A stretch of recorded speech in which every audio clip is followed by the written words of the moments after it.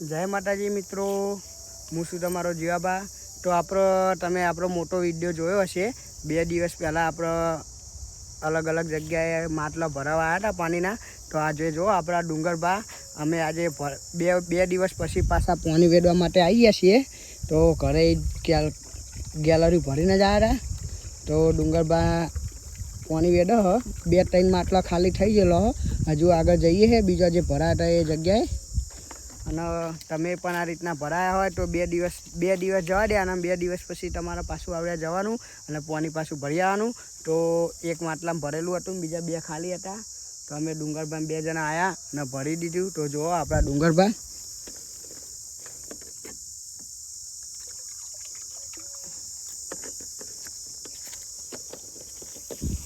મસ્ત જગ્યા હ। આટલા પક્ષીઓ બહુ આવે હ, એટલા માટે માટલું એ ભરાયું અમે।